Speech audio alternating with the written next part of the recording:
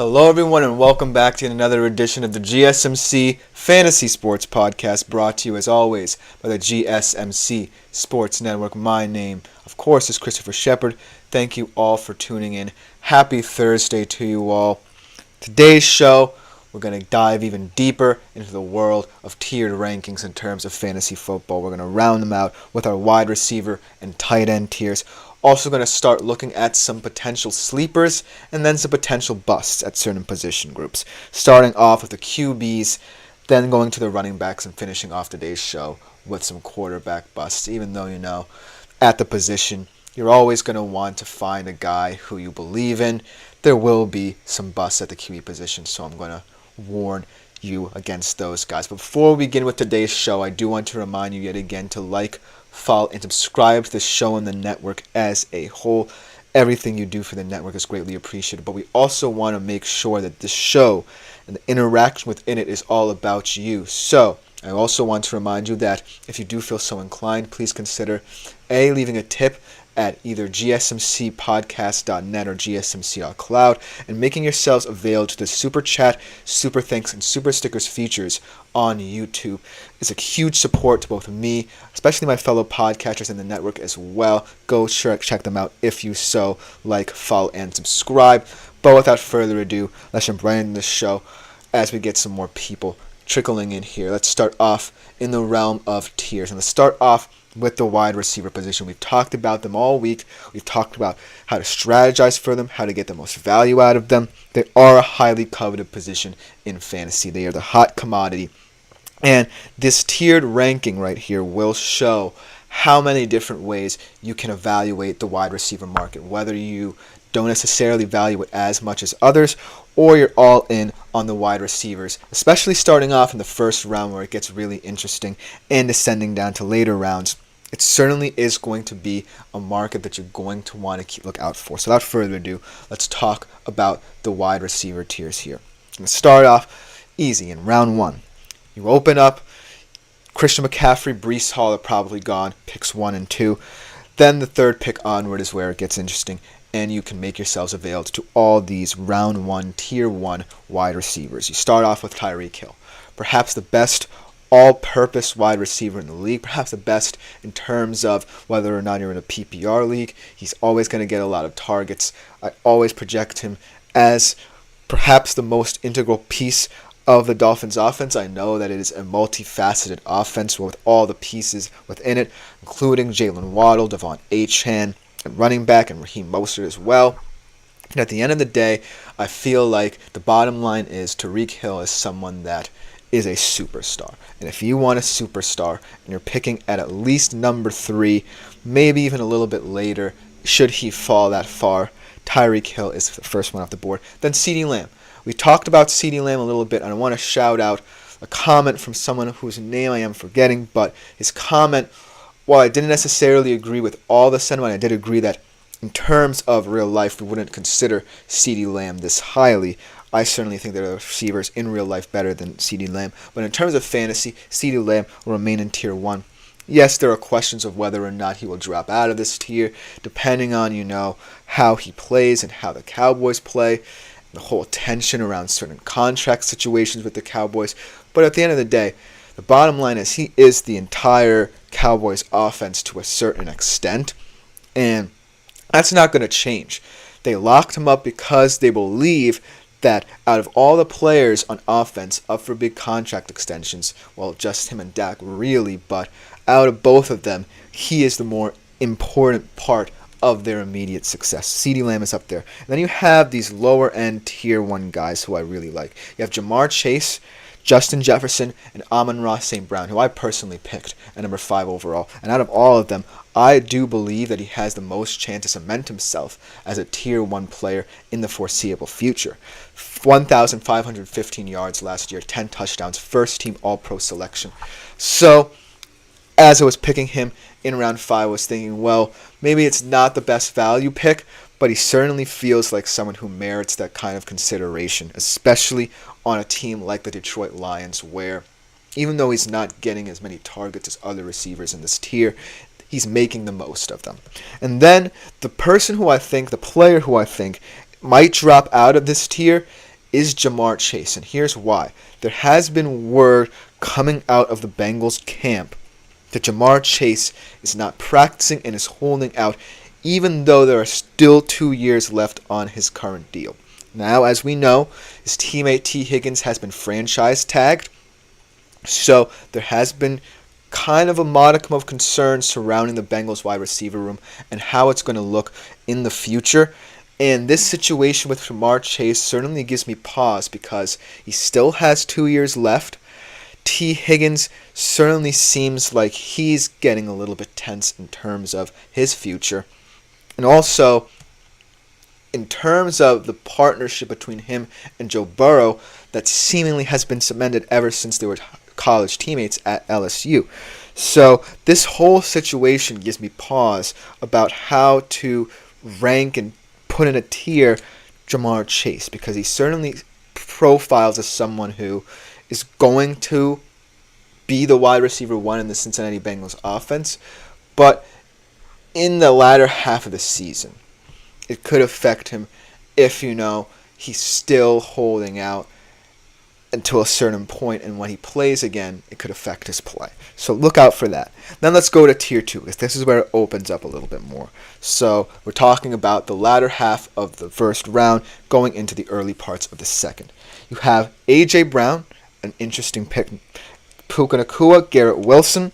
Those are the three who kind of open up the rest of the rounds. And let's talk about each of them. A.J. Brown, very sneaky kind of player, right? Because he's in a Philadelphia Eagles offense that does rely on him as that vertical threat, but also as that wide receiver one. But when I think about it, I think of him more as a vertical threat than a true pure route runner. When I think about what they did, and this is also alluding to a previous mistake I made in a show when I said that Jahan Dotson was still a Washington Commander. He is now a Philadelphia Eagle. I think about route running guys a lot in terms of fantasy, and it kind of stands out when we're talking about the latter stages of the first round. Should you want a wide receiver at that point, that A.J. Brown fits that profile. Because when I look at the profile of the Philadelphia Eagles offense as a whole, it's starting to become more versatile in terms of who the pass catchers are. I like Devontae Smith. He also is a vertical threat. By getting Jahan Dotson, you get a safe pair of hands, fantastic at the catch point, and fantastic route runner as well. So A.J. Brown's profile certainly feels like one that doesn't necessarily stand out to me. And then Puka Nacua. We'll talk about him a little bit later next week, but he is in a weird situation as well. As we get a comment from Poets, Seers, and Sages. Did you talk about Debo yet? What do you think about him? That's a fantastic question. We will talk about Debo more extensively, but to answer your question immediately, I like him a lot. I think that he has one of the most unique skill sets out of any wide receiver in the NFL, but there's a reason why he's not named in, say, a Tier 2 where a lot of people will consider him in real life. Because in fantasy terms, if you look at the profile of the San Francisco offense, there is a lot of wealth at the skill positions, especially at wide receiver. You have Brandon Ayuk. I know his contract situation's a little iffy right now, but he is skilled as well, very productive for them. George Kittle, a fantastic tight end, both blocking and receiving. Jawan Jennings is an interesting piece, especially as we saw him in the playoffs. So there's a lot of question marks surrounding Debo in consideration of his offense. That's why he's not in this tier, but that is a fantastic question. So Poets, Seers, and Sages, to kind of summate everything that I've said, as Shep Easy's Sweet Spot says, what's your take on the target share in Philly? That's another fantastic question, and kind of bring me back to Tier 2. I think the target share in Philly, and what I'm hearing from their training camp specifically, is that Devontae Smith is actually going to start becoming more of a wide receiver one. And that really makes me question how A.J. Brown fits into this tier as well, to kind of bring it back to the whole A.J. Brown situation, because I love A.J. Brown.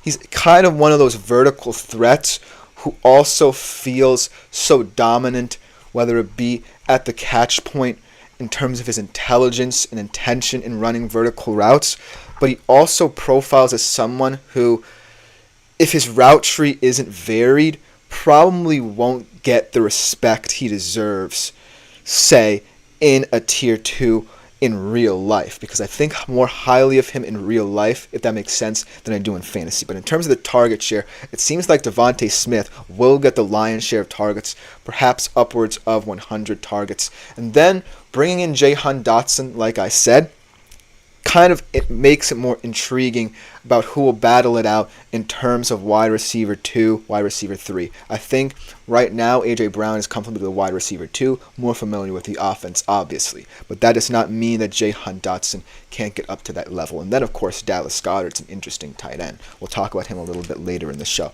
So fantastic questions from both of you. Kind of getting back to that tier 2, though. Thank you for bringing up A.J. Brown again, because he is kind of one of those weird receivers. But let's talk about Puka Nacua for a quick second. I like him a lot. I think, though, that I might have to pass on him a little bit. I'm not as confident in his target share as I have been if Cooper Kupp wasn't there. And then Garrett Wilson, I personally picked him up in round 2. But he is also interesting as well because he's heavily reliant on Aaron Rodgers developing a rapport with him, perhaps being the best QB he's ever had, but still, 1,000-yard receiver without, Aaron Rodgers at the helm. But really quickly before we go to break here, I want to break down some interesting players in Tier 3. Some of the players in Tier 3, Adams, Olave, Mike Evans, Michael Pittman, and Marvin Harrison Jr. The player who I think will drop out of this tier is Davante Adams, because I don't know the situation with him in Las Vegas. Even though you kind of feel like the cultural shift from Josh McDaniels to Antonio Pierce, I don't know how this is going to affect Davante Adams' decision-making, because there has been rumors about him being linked with the Jets, potentially a trade happening there. It hasn't kind of come to fruition just yet, but it has kind of really muddied my opinion of him. But then, a player who I think will be on the rise, obviously, Marvin Harrison Jr. 4th overall pick in this year's draft, going to the Arizona Cardinals, immediately profiles as the wide receiver 1 in that situation. I think him and Kyler Murray will have a lot of fun. But then last but not least, let's quickly go over before we go to break. Tiers 4 and rounds 3 and 4, you have your Deebo Samuels, like Poet Sears and Sages brought up. You have your Drake London, you have Nico Collins, DK Metcalf, you have DJ Moore, Brandon Ayuk, Jalen Waddle, and a player who I really like, not just because of my Seattle bias, but DK Metcalf, because he's always going to stay in that consistent zone of the top 15 to 20 guy. He's never, I believe, had a season where he's profiled as lower than wide receiver 23 in any of his seasons in the league. That's a pretty impressive stat for someone in this tier. And then I guess a player who I will drop are kind of those 2 San Francisco wide receivers. I have more questions about Brandon Ayuk. As Tap to Learn says, McLaurin belongs in there somewhere. I agree with you. I don't know why he's not in any of those tiers, especially now that he will get a lot more targets due to the absence of Jahan Dotson. And Jaden Daniels especially will be looking for him as a vertical threat, fantastic verticality. So I see no reason as to why there is no one that really can be bumped down to put Terry McLaurin, in my personal opinion, and at least in year 3. Remember, this is ESPN. I'm taking kind of their blueprint and kind of giving my personal opinion on it. I would personally, if this were up to me, put Terry McLaurin kind of in that tier 3 range. So that is a fantastic point, Tap to Learn. That is a wide receiver who I highly consider to be someone right now who could potentially vault very high up in terms of tier. That's a fantastic point. But quickly to summate tier 4 here, I'm not necessarily that confident in Brandon Ayuk, more so than Deebo Samuel, because of his contract situation. Obviously, Deebo has had a lot of injuries in his career, but I also think that, as Greg Thurford comments, I have the 11th pick. I'm being offered to be swapped to the 6th in a 12-man PPR snake draft. Should I take that swap? Well, the way I interpret this is, in a PPR league especially, going from 5th to 6th, from 11th to 6th, really doesn't necessarily open that much of a lane for you. But say, if you're looking at tier 1, and you like a guy like Amon-Ra St. Brown, who I personally selected in a PPR league myself, I would be confident in taking that swap. Also, though, you have to be wary of players in, that kind of 11 to 12 position who also might be interesting options, especially if you in PPR leagues might want to trade. You might want to get more trade capital. So it honestly depends on what you're thinking about in terms of whether you want a true reliable receiver. As Tap to Learn says and agrees with my sentiment, I like picking closer to the middle of rounds, so I take it too. I'm not necessarily saying you should, but it's definitely something that makes me more confident if you are someone who's looking for a reliable receiver to start. If you're looking for kind of trade capital in future situations, then potentially you might want to stay put. But if you're confident in getting a guy like perhaps Justin Jefferson, if he falls that low, or St. Brown, then absolutely go for it, as Tap to Learn agrees with me. This has been very fun. Keep the comments coming, but we do have to take a quick break. Coming up next, we go to the tight end world. As Greg Thurfer says, I want Jefferson most likely. Well, you're going to have to find out and see. We'll talk about that a little bit more after the break. But coming up after the break, we'll go into the realm of tight ends. Well, we will be right back on the GSMC Fantasy Sports Podcast. I feel like I'm losing my mind. Is everybody in the world blind? Please, Lord, give me a sign, a sign. I feel like I'm losing my mind. Is everybody in the world blind? Please, Lord, give me a sign, a sign. I wanna be the greatest. Everybody on the fake shit. I look around and feel like everybody is the fakest. I make this every day and I'm impatient, hoping one day I blow up from the basement. Statement, the top is so vacant. I don't hear shit that I think is amazing. Waiting for my day when I'm playing sold out shows for 1,000 faces. Hey, give me that crown, get in my way and to be put down. It ain't your place, all this my town. If I want that shit, then I'll get it right now. I'm losing it, the noose it fits, some losing shit, a stupid myth. You choose to live or choose to dip, you choose to fight or lose your grip and lose a gift. I feel like I'm losing my mind. Is everybody in the world blind? Please, Lord, give me a sign, a sign. I feel like I'm losing my mind. Is everybody in the world blind? Hello, everyone, and welcome back yet again to the GSMC Fantasy Sports Podcast. Before we get into our second segment, I do want to remind you, as we get a tip from Tap to Learn of $10. Thank you so much, Tap to Learn, for your continued support. That leads into my reminder that if you do feel so inclined, make yourselves available to all the features YouTube has to offer in terms of super chat, super thanks, and super stickers. You guys have been excellent so far on the show, so let's keep it going for this next segment. We transition kind of from wide receivers to tight ends, but before we get into that, I do want to address the comment right before the break from Greg Thurford in terms of him wanting Jefferson. That situation is kind of weird because I think Jefferson is someone who I might not want to take that high. And here's why. The QB situations. I really took Amon-Ra St. Brown where I was at 5, mainly because Jefferson, in my humble opinion, is a superstar. But the questions about Sam Darnold's consistency, the questions about, the whole profile of this offense do kind of concern me. And so that's why I was more comfortable taking Amon-Ra St. Brown, a player who's not potentially going to get more targets than a Justin Jefferson, but still gives you that balance and kind of experience and depth at the wide receiver position. So that's a fantastic point that in terms of trading up, you might want a superstar, but there are also options for you that high in the middle of the rounds where you can find value as well. So excellent point. Going into the world of tight ends. Tight ends, we've always talked about them in this show because it's taking a very interesting path where we have this youth movement of young tight ends coming into the league, making names for themselves. As Tap to Learn, fantastic commenter today. KOC is a QB whisperer. Darnold may ball. I'm not putting it past Kevin O'Connell to really coach up Sam Darnold, but my issue with Sam Darnold is how much value does he bring to this offense? And so, while I do think he's not necessarily going to have to worry too much about the weapons that he has because they're all excellent choices, I'm more worried about how he can maintain any modicum of success that he finds throughout the season.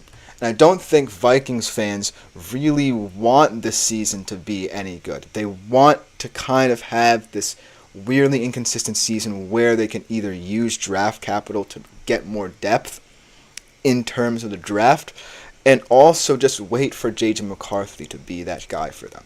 So while that's a fantastic point, I'm not necessarily certain Vikings fans agree with that sentiment, or someone who is skeptical of his sustained ability to have success than people think. That's a good point.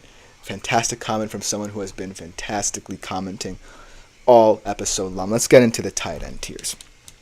As I said, there are two pathways you can approach the tight end position. You can go young, and in this tier 1 between Laporta and Kelsey, I like Kelsey for at least one more season, but Laporta next year's value is going to skyrocket, especially if he has another breakout season. It was one of the worst tight end 1 campaigns from him last year, Laporta, but he still was the tight end 1. And as a rookie last year, let alone an offense like Detroit's that kind of wants that variability and verbiage, that was still very impressive. So this youth movement of tight ends you have to be very wary of, especially if you're someone who values tight ends at a premium. But tier 2 is where it gets interesting because it's a very kind of amalgamated mix of players. You have your Mark Andrews, George Kittle, Trey McBride, Dalton Kincaid, Evan Engram, and Kyle Pitts. Both young and old guys. Andrews and Kittle have been doing it for quite some time. They bring experience. Mark Andrews, though, does have an injury history. George Kittle, to a lesser extent as well, has an injury history. But I still think Kittle, out of both of them, is the better option out of the old guard. Then we look into the more new guard. I really like the upside of a guy like Trey McBride. And the Arizona Cardinals, yes, they drafted Marvin Harrison Jr. to add more depth to their wide receiver room, but Trey McBride is a sneaky threat, especially in PPR leagues, especially in terms of if you want that level of touchdown production as well that someone can provide. He's a red zone threat, and I think he's also going to be very sneaky in the open field as well. We talk about Dalton Kincaid. I believe that I picked him up in a mock draft a couple of weeks ago, and I was very excited about that prospect. Wasn't able to pick him up in my real draft, though. But Dalton Kincaid is certainly someone who I can see being in the tier 1, especially in about 3 to 4 years when Sam Laporta is presumptively the tight end 1 in this league. Him and Laporta certainly have very similar profiles. But in the Buffalo Bills offense, he's going to shine a lot. Because if they do kind of go less of a vertical route under Joe Brady in that offense, Dalton Kincaid can definitely work the middle of the field for Josh Allen, give him more short to intermediate area throws to get him more comfortable, because that was the problem with this Buffalo Bills offense. Josh Allen too often would go deep, try and find that deep ball, and it would fail. And this year I think that Dalton Kincaid is going to be the X factor in this offense. Then we look at a guy like Evan Engram, who's definitely underrated because of the fact that in that Jacksonville Jaguars offense, he might just be the best pure receiver if you think about it. Because when I look at the Jacksonville Jaguars, and I've said this time and time again, speed does not help your quarterback. Speed only helps your quarterback if you know how to utilize it. And right now, I don't think they know how to utilize guys like Christian Kirk, a guy maybe like Brian Thomas Jr., who I do have high hopes for, but let's see how he just factors in. But Evan Engram has proven time and time again that as a pure route runner, he might be one of the best pure route running tight ends in the entire league. That's the only reason why I think that this offense has quote-unquote stayed afloat for Jacksonville as they try to get Trevor Lawrence to where they think he can be as a generational talent. And then last but not least, obviously, a lot of high hopes for Pitts as well. Kind of a lot of high hopes for almost every single one of these young Falcons skill position players, especially Bijan Robinson. When we look at Kyle Pitts, right, someone who was picked, I believe, at 5 overall in his draft class as a tight end, and not necessarily, living up to expectations. Maybe that's the fault of coaching. Maybe that's the fault of Arthur Smith. But you also kind of have to consider the fact that even though there was so much pressure on him, that pressure to deliver kind of has to translate. And it hasn't for me so far. And it hasn't for fantasy managers everywhere.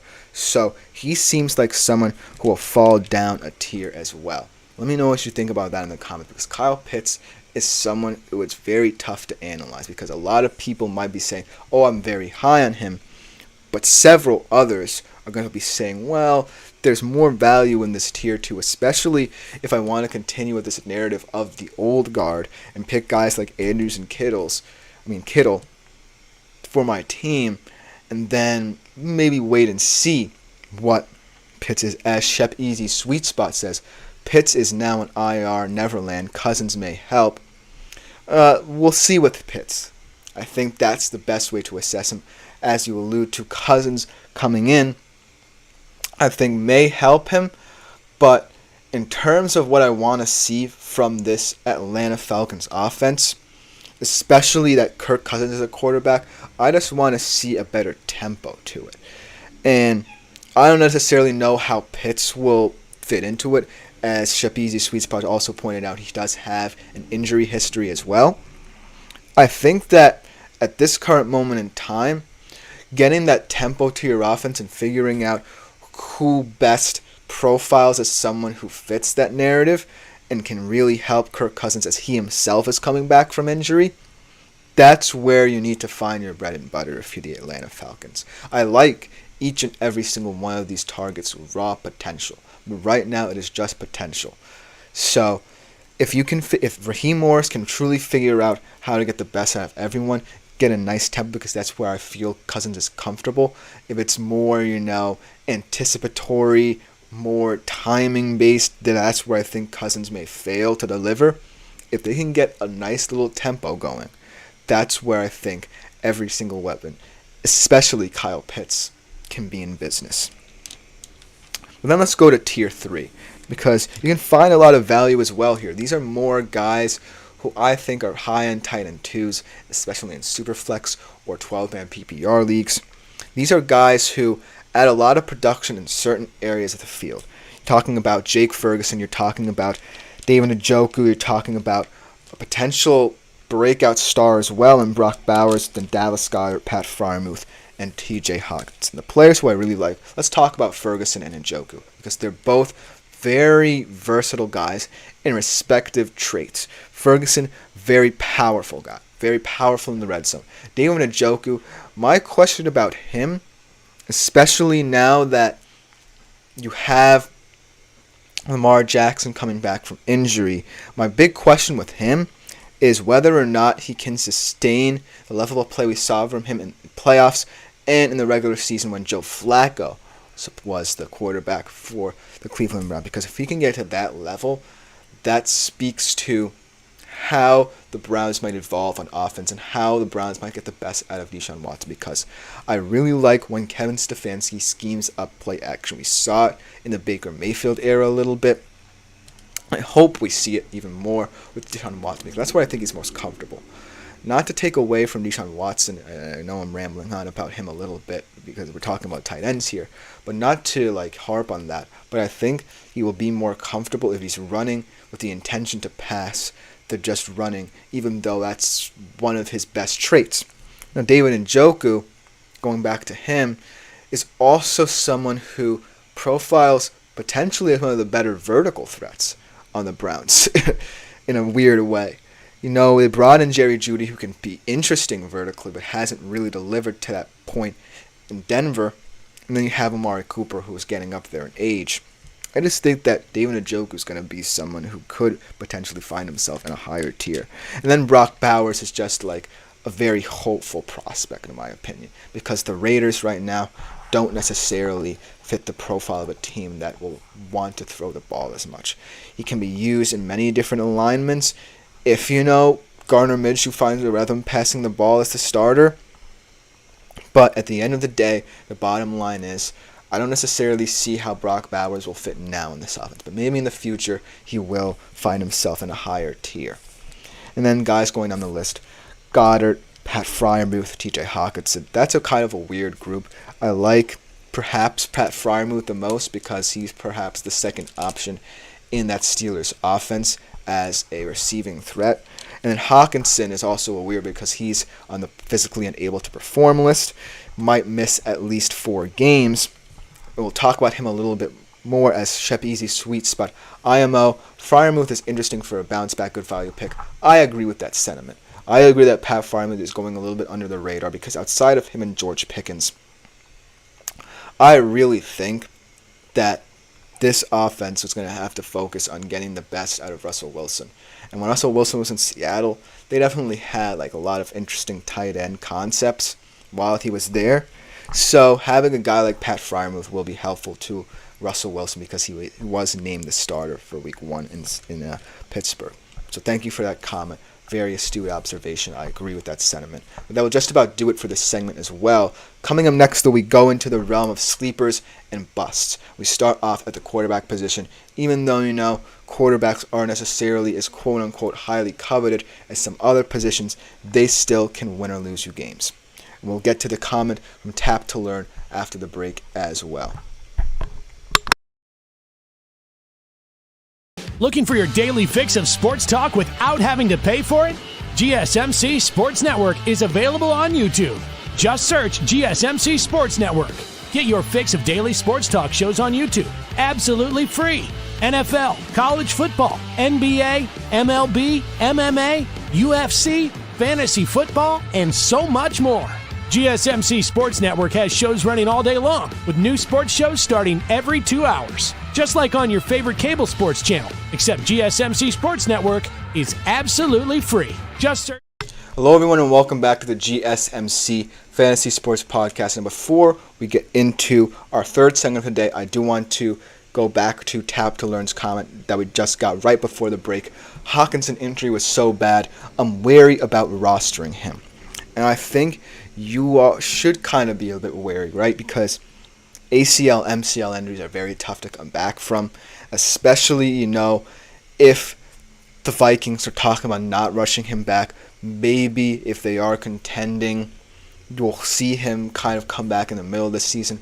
But the reason why I'm still so high on him is that as a kind of overall threat, we get down to that fourth tier of tight ends, and we disregard injury, and we just look at this at face value. There's questions about David Njoku playing with Deshaun Watson because his kind of production dips when he does play with Watson. We'll talk about that a little bit next week. Brock Bowers is an unknown commodity. I like Dallas Goedert a little bit, but in that Philadelphia Eagles target situation, I'm not so sure. And then Pat Freiermuth, I really love him, but the Pittsburgh Steelers offense profiled as one of the most anemic in the league. And so, in this tier 4, if you disregard injury, would you say TJ Hawkinson presumptively could be the best out of that fourth tier? Maybe. I would put him, if injuries were disregarded, kind of in that 1 to 3 range in that fourth tier. So while you should be wary about rostering him, and ACL and MCL injuries are always terrible, we see it with Nick Chubb right now as he's recuperating. We see it a little bit with Jonathan Brooks, who we'll talk about next week. He still profiles as a tight end, when healthy, that can be effective in fantasy. It's a fantastic comment yet again, Tap to Learn, one of the best commenters of the day. But let's go into our third segment of today's show, QB sleepers. I love this because QBs certainly are a position right now that's not getting a lot of hype. All the hype right now is in the skill positions. Your wide receivers, your tight ends we just talked about. QBs kind of get a lot of flack because they are perhaps the most important position in real life, but in fantasy you draft them in later rounds. But they still at the end of the day are part of the chess game that you must play in terms of fantasy drafts, because you can, if you want, swing for the fences if you have a higher draft pick for guys like Mahomes and Allen we talked about yesterday. But I think that you can't underestimate waiting a little bit longer and finding a hidden gem, a diamond in the rough, maybe as your backup, maybe even as your reliable starter at the latter ends of the draft. So without further ado, let's talk about them. Let's start off with a guy who is my backup in my 12-man PPR league, Tua Tagovailoa. And I know he gets a lot of flack.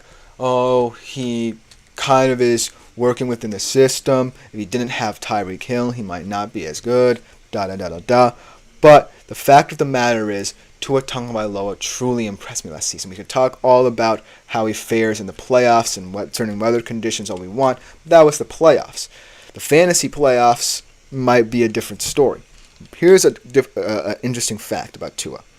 He was 15th overall in terms of position in 2022, 11th last year in fantasy points per game this is. In a 16-game span, from Week 8 of 2022 to Week 8 of 2023, he accumulated 300-plus points. That's a QB3 kind of status right there. And for you to consider him in, say, the 10th to 11th round of a respective draft, that's a lot of value. And I think Tua definitely, if, McDaniel buys into this culture of not just focusing on speed, but utilizing it in different ways, then Tua will get a lot more production, not only out of his receivers as well, but make the Miami Dolphins potentially appealing. Because I do worry about the Miami Dolphins as a team to call most of your fantasy players from because of how they use their speed. I've said it before, I'm worried about Devon Achane. He'll be gone by around 8 IMHO, says Shep Easy sweet spot. That is kind of high for a quarterback in my mind because of the fact that in my particular draft there were so many good guys that went late that you would see as a potential starter or backup, like a Jared Goff or a CJ Stroud or even a Matthew Stafford. But if that is your sentiment, then you should go for it. You could set the standard for either a reliable, competent starter or a guy who you're comfortable as your QB2. So that's an interesting point because in the QB market, people often forget that outside of the 6th to 7th rounds, where a lot of high-end QBs tend up going early on, rounds 8 through 12 generally are going to find a lot of talent. You can even wait for your starter until then. I know that sounds a little bit hypocritical, but I feel like you could wait for your starter for, say, 9 rounds or so. And to your point, round 8 is also the realm where the QB market tends to open up a little bit more. So that is an interesting point. But let's look at another guy, first season in the league, who I have a lot of hope for. How about Jaden Daniels? I know he just lost Jahan Dotson, but he certainly has a sneaky, intriguing offense at his disposal. He has a fascinating backfield with Brian Robinson Jr. and the addition of Austin Eckler from the LA Chargers. He still has Terry McLaurin. I like Ben Sinnott a lot at the tight end position. Sneaky, I believe, 5th round pickup for them this year, and also 2nd round pick for them, Luke McCaffrey, Christian McCaffrey's brother. Very interesting wide receiver. But to go over some stats for Jaden Daniels, last year was a Heisman Trophy campaign for him at LSU, with the FBS leader in yards per pass, yards per rush, and like I said, he has all the weapons at his disposal. He opens up a lot of avenues for this Commanders offense, and while Dan Quinn profiles as a more defensive-minded head coach, I certainly feel like Jaden Daniels is one of those QBs you can go all in on, even if you are a defensive-minded coach, because of the traits he brings. And if we see his preseason, he looked very impressive and very comfortable throwing the ball vertically to a guy like Terry McLaurin. So that's another facet of the offense that could be open. So if you would like guns a-blazing young guys, pick up Jaden Daniels. And he will definitely be there, in my humble opinion, after the 8th, 9th round. And you would feel comfortable picking him up then. Speaking to in terms of rookies in rookie class, I still think Caleb is the better quote-unquote tiered player. But At the end of the day, Jalen Daniels, as Tap to Learn says, Cliff Kingsbury scares me as Commanders OC. He kind of does scare a lot of people, especially, coming out of Arizona and not necessarily, getting to a point where Arizona was seen as a contender. But if he does bring anything, he does kind of bring that West Coast style a little bit to this offense. You can't look past that. And so I think this offense, Jaden Daniels will have a lot of say in as well. It's not just going to be, Cliff Kingsbury. If Jaden Daniels proves that he can understand Kingsbury's playbook, as Tap to Learn says, maybe he's better coordinator than head coach, perhaps that is the sentiment here. Perhaps, a lot more avenues are opened up to him as a coordinator, a lot more variability in terms of how he sees his playbook and sets it up. But at the end of the day, I think that Jaden Daniels will have a large say in this. I think that if he understands and grasps the concepts that are put forth in this offense, he will shine. And he has the weapons to shine. He can rely on the screen game with a guy like Brian Robinson Jr. or Austin Eckler even. He can rely on the verticality and the intriguing options that he has outside of Terry McLaurin in Ben Sinnott and Luke McCaffrey. So I think that duality between Kingsbury and Daniels is important, to your point, Tap to Learn. But I think that the reason why a lot of people have Jaden Daniels as a sleeper is because of his own abilities, his own traits that bring out the best in him. So fantastic point there. But some other guys for your consideration. Let's talk about Will Levis a little bit, because a lot of people might be skeptical of that name. A lot of people might think, well, while he certainly has some of the more intriguing weapons in the league, he's not going to be a guy. I think that the Titans are going to be a sleeper team. They're my personal sleeper team. I think that in an AFC South that's kind of getting a little bit overconfident in terms of who you see emerging from it, the Titans might sneak up on a lot of people. I think that Will Levis certainly has a lot of moxie, certainly has the arm strength of a fascinating young QB. I think that he also brings a level of control and composure to this offense with the way he plays. And I think that's what's going to be important as we look at the Brian Callahan era of this offense. Because in the Mike Vrabel era, it definitely felt like the QBs he had, Ryan Tannehill, for example, were supplementing the run game with Derrick Henry. I think that this is not going to be the case. I think that I love Tyjae Spears. Maybe Tony Pollard can get back to his 2022 Pro Bowler form. But at the end of the day, I like the moxie that Will Levis brings to the position.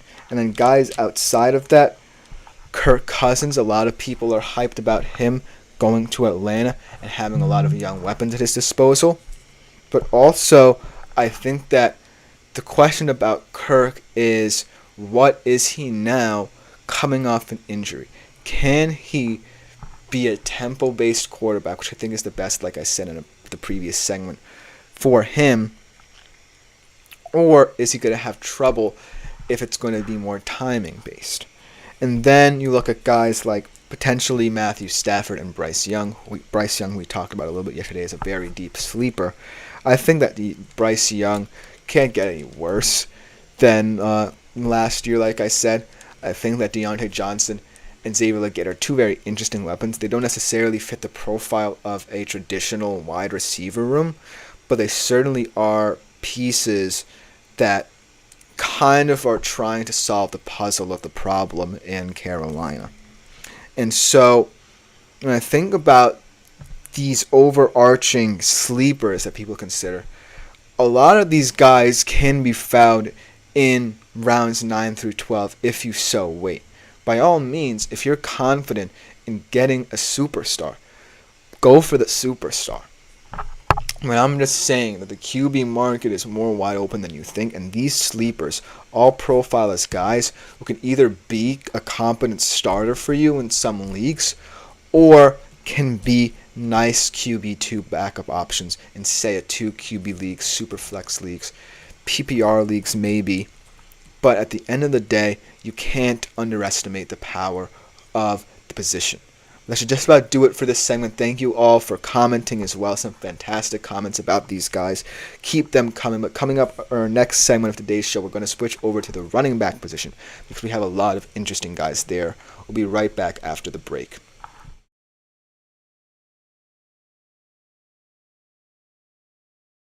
For the best and latest podcasts available anywhere, go to the podcast app on your cell phone and type in GSMC to access free content-rich podcasts on health and wellness, book reviews, sports, entertainment, relationships, social media, movies, technology, finance, and even weird news. Subscribe and download the GSMC Podcast Network's family of shows, available everywhere podcasts are.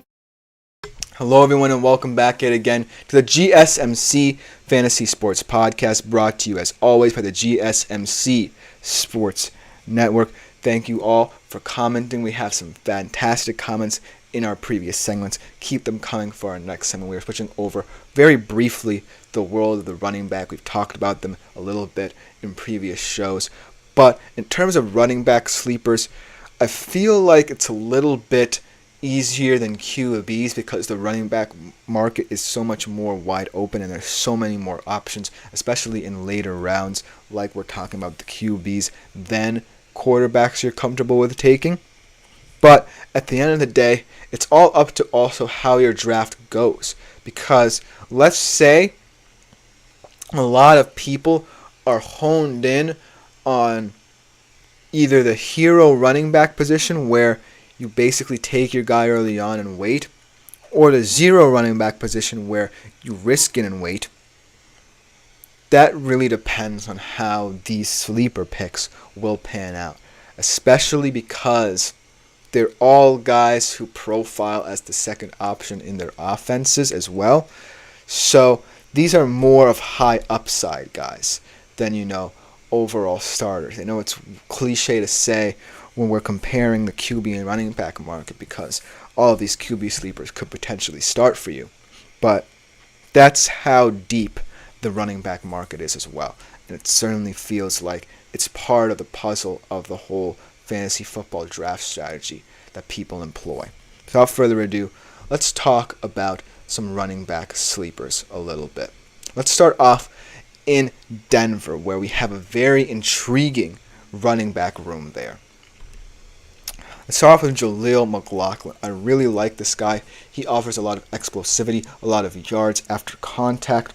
He actually topped running backs in yards after contact per game last season, second in yards per carry, fourth in big play runs. So as you can see, all of those stats speak to his ability to be explosive in the open field. That being said, the Denver Broncos, will talk about this running back room a little bit next week as we go over some teams and skill position players next week that could be of interest in terms of fantasy. This Broncos running back room is the X factor here, because you have Javonte Williams, who has been largely inconsistent ever coming into the league. Coming into his fourth year, I believe, in the league, hasn't topped 1,000 yards, but has been on the precipice. Last year was very close. And you bring in a guy who I've actually seen live again, a Jersey guy in Audric Estime, who scored a lot of touchdowns at Notre Dame, 29, I believe. So this running back room certainly is for the versatile. But at the end of the day, I really like Jaleel McLaughlin as the best fantasy play out of this one because of his ability, A, to be explosive in the open field, and B, I think he's the best receiver out of all these running backs as well. And because of that versatility, he's a sleeper. In terms of, whether he's going to be a starter for you, I don't necessarily think so.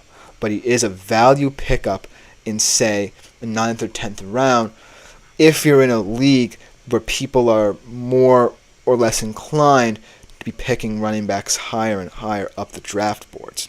Because if your strategy is more interpreted by waiting, then I think that's where Jaleel McLaughlin can be the high value pick, by being a guy who you get because you waited, not because you panicked and picked him up. And then let's go to the Arizona running back room. We talked about this a little bit because a lot of people in the comments have been talking about James Conner as a really interesting piece in terms of running backs as well. As Shep Easy's Sweet Spot says, don't sleep on Jerome Ford, especially with Chubb uncertainty. I absolutely agree with that sentiment, Shep Easy's Sweet Spot. I love Jerome Ford. I love this guy in the open field. Seeing him last year, my only concern with him is that in the profile of the Browns offense, you kind of do need the Nick Chubb kind of physicality to open it up. And he doesn't necessarily profile as the most physical of running backs, but I do like him in terms of explosivity, much like I like Julian McLaughlin. So that's a fantastic comment. I'm not sleeping on him. I think that he should go in drafts. I think he can go as high as potentially the 8th round and as low as either undrafted or the 12th round. But he could also be an interesting stream option for many of you fantasy managers out there. So that's a fantastic point. I love Jerome Ford. But it's all going to be about how he plays in the Cleveland Browns offensive scheme.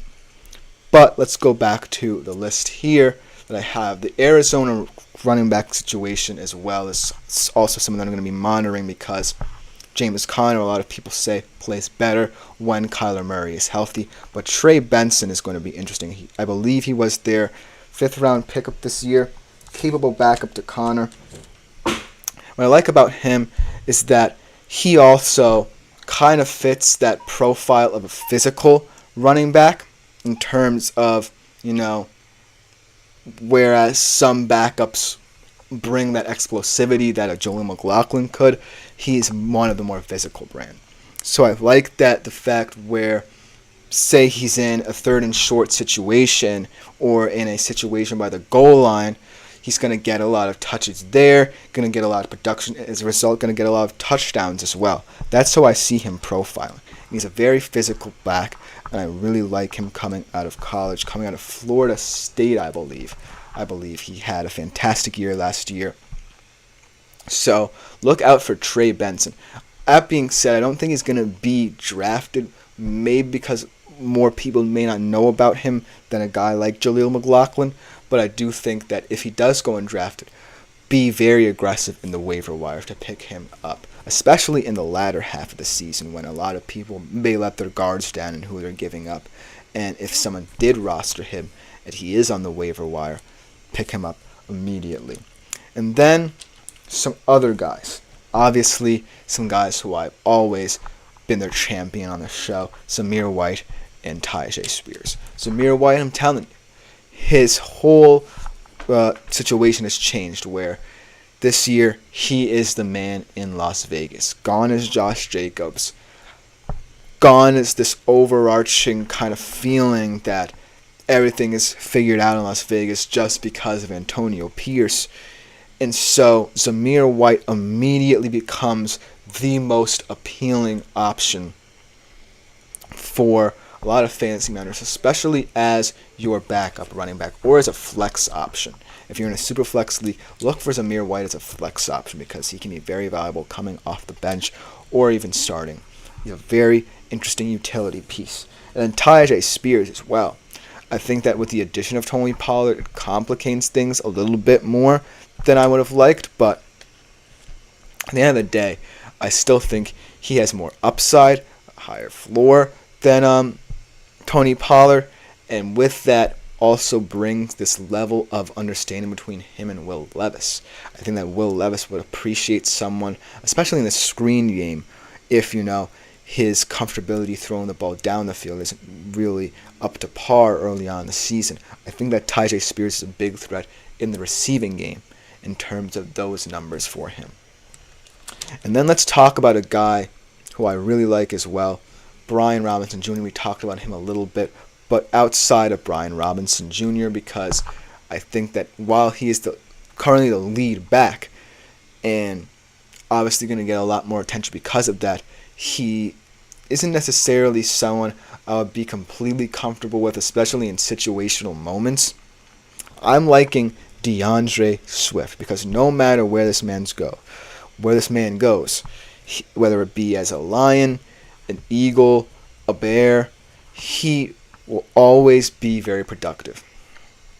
Now, I'm not certain as to why he's bouncing around so many different places, and that gives a lot of people pause, because if you're not a running back who has stability in certain situations, you're not necessarily, someone who should be highly coveted. But DeAndre Swift is different, because I remember, I believe it was the second season when Detroit was on Hard Knocks, and a lot of people were expecting a lot out of him, and he really rose to the occasion then.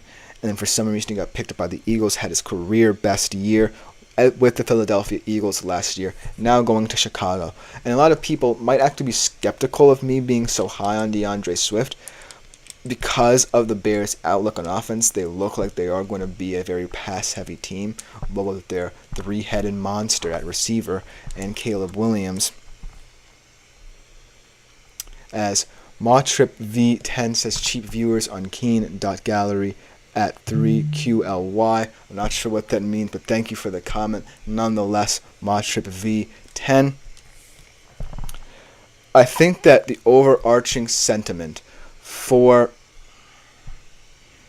by love for DeAndre Swift is that you need, as your running back too, someone who complements the best parts of a running back. If you do have someone like a Christian McCaffrey or a Breece Hall. If you have a Christian McCaffrey or Breece Hall, you have guys who, can get touchdown production from every level of the field.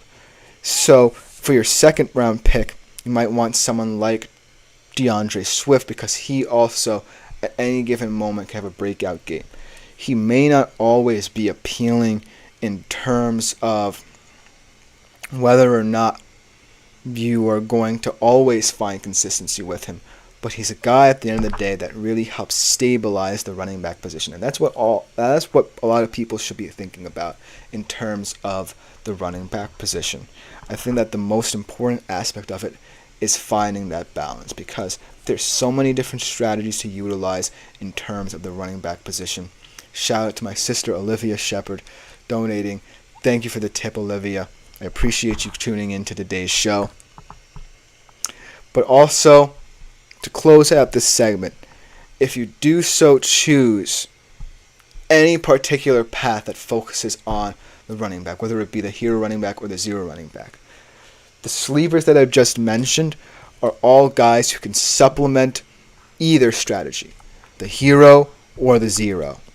For the hero, I like a guy like DeAndre Swift.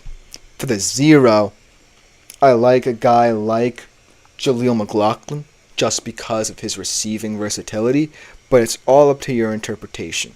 Let me know what you think in the comments about these guys, because I truly love all of them, and I think they can add value if you are so thinking about them. But coming up for our last segment on today's show, we are going to be looking at some QB busts, some guys who I'm not as high on this year, some guys you ultimately should avoid. That will be the final segment of today's show after this short break.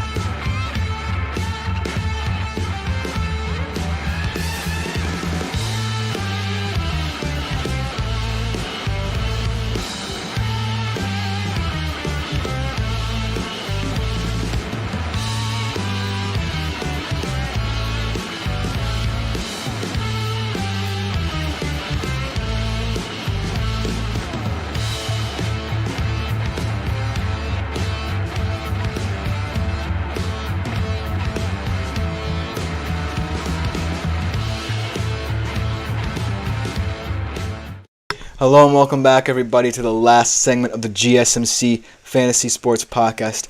I hope you guys have enjoyed today's show thus far. I know I have, with all the comments. Also, all the tips as well, greatly appreciated by both me, my fellow podcasters, and the network as a whole. So thank you all for your support and continued support throughout the week as well. But our last segment of today's show is going to be kind of a sour one because we have to talk about, if we're talking about the realm of fantasy football, the bust. And in terms of the QB bust, it's definitely going to be an interesting year for the QB position in terms of boom or bust potential, because there are a lot of guys in interesting situations who we know have the potential to be fantastic, especially in fantasy. But there are also chances for them to falter as well. And that's the overarching sentiment that I'm getting from these guys. Without further ado, let's talk about them. It's a very small group of guys, but it's still a group that either you will be thankful that you drafted or very unfortunate to have drafted by the year's end. That's how kind of volatile this whole QB market is, because I'm very confident in almost every single QB to a certain extent, outside of, a couple who I just don't believe in. But I'm also just looking and seeing how they translate to on-field success early on. These are those guys I kind of think about. They're not necessarily true busts, but they are guys who I'm very wary of, and I think that you should be too as fantasy managers. The first guy is not necessarily a very obvious one, but a guy who is in a new system with new philosophies, and he might not necessarily be the guy that he once was in terms of production, especially in fantasy terms. And that is Justin Herbert. Before the Jim Harbaugh era, he averaged 274.1 passing yards per game, breaking records for early career success early on. But this year is going to look very different. They bring in Jim Harbaugh, who obviously, with his time with the 49ers, with Michigan, has kind of implemented a very run-heavy approach. And we see it as they add guys who, in Gus Edwards and J.K. Dobbins, have been in very heavy running back by committee approaches. And we saw it last year and over many years at Michigan. We've had guys like Hassan Haskins, Khalil Mullings, Blake Corum. You've had all these guys, Donovan Edwards even, who profiled as running backs who really played to the strengths of what Jim Harbaugh's philosophy was. So that is the one major concern for Justin Herbert. Another concern, which wide receiver is going to step up? That's the big one, because every single year Justin Herbert has been in the league, he's had a Keenan Allen to rely upon. And even though he was getting up there in age, he's still one of the most experienced wide receivers, one of the best route runners, pure route runners in the NFL right now. And so losing that and relying on a rookie wide receiver in Lat McConkey, no matter how much hype there is surrounding him, and Joshua Palmer, who has been in this offense for quite some time, but never really has stood out or had the opportunity to at the very least. And then a guy in Quentin Johnston, who coming out of last year's draft had a lot of potential after his breakout campaign at TCU, really failed to show up as well. So the whole kind of trajectory of this offense really took a major shift with the hire of Jim Harbaugh and the loss of Keenan Allen. And I think that while Justin Herbert should be a little bit thankful for that, it's certainly not going to translate to the yardage you want out of a QB. I still love Justin Herbert as much as the next person. I love his arm strength. I love his moxie. I love what he's done, really trying to change the trajectory of this franchise from the moment he stepped on the football field. But the bottom line is he's the most at risk of losing the production that made him so special out of almost all of these guys who I'm going to name. And the other guy was a little bit more obvious, Aaron Rodgers. We talked about him all week. Aaron Rodgers, just to me, does not scream fantasy football guy anymore. He is a 40-year-old guy coming off an ACL injury, Mind you, in one of the toughest media markets, no matter how much Aaron Rodgers has really kind of embraced the media throughout his career and kind of made it his own thing, I think that pressure at that age, and especially coming off of that Achilles tear, will add up. I like that Nathaniel Hackett loves him, and I like that for some reason the Nathaniel Hackett offense works best with Aaron Rodgers at the helm, and that certainly speaks for something. I think that the overarching theme here is that every single quarterback who has stepped into New York in the past couple of years, whether it be a guy like Zach Wilson or someone of that nature, has really kind of failed to live up to the standard. And this is not an indictment of Aaron Rodgers' career or what I think he could be now. It's more of an indictment of where he is in his career and where the Jets are. Because if this whole project doesn't work, then that's also largely not just an indictment of him, but of the Jets as well. So all of that pressure and turmoil really adds up to something that might not be the best situation. So take him if you will, but just know that the value that he brings is much less than when he was a Green Bay Packer. Tap to Learn, yet again, one of our best commenters of the day, saying Rodgers' chip on his shoulder is massive. That's always been his MO. I think that there are two sides to this comment, right? The chip on his shoulder now that he's in New York, and the chip on his shoulder he's had throughout his entire career. The chip on his shoulder as a Green Bay Packer was much kind of more the Aaron Rodgers who we've known and loved as a quarterback in this league. The chip on the shoulder he has in New York kind of feels a little bit more tense, if you know what I mean. It kind of feels more so like Aaron Rodgers is doing the Jets a favor than the Jets kind of giving Aaron Rodgers this team that should compete for Super Bowl contention. Because the bottom line is, Aaron Rodgers is always going to be confident in himself. As Tap to Learn says, are you saying he's a bitter old man?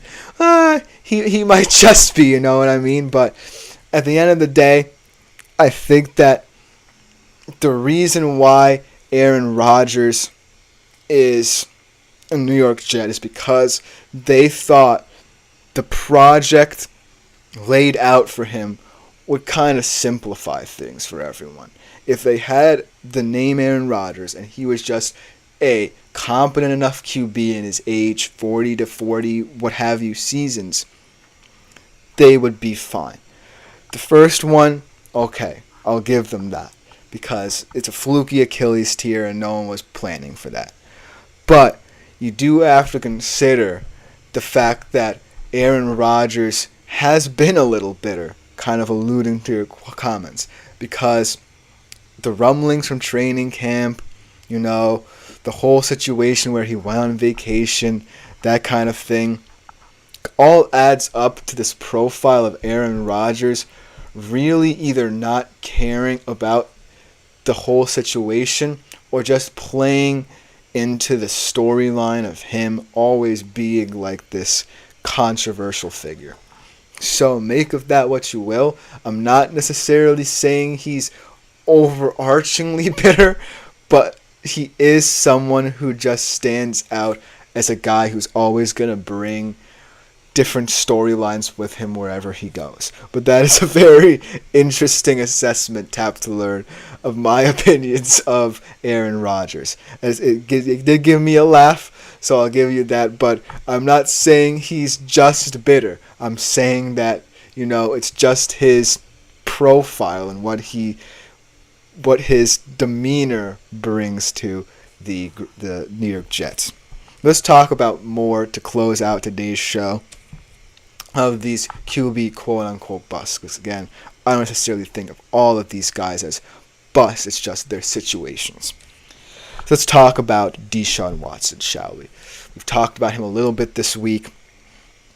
We've talked about how he really hasn't lived up to what's looking like the worst contract in NFL history if he doesn't necessarily prove that he can be the guy in Cleveland this year. I think that you also have to look at the pratfalls of Kevin Stefanski a little bit, right? Because Kevin Stefanski brought Deshaun Watson in because, in his opinion, he was a much more heightened Baker Mayfield.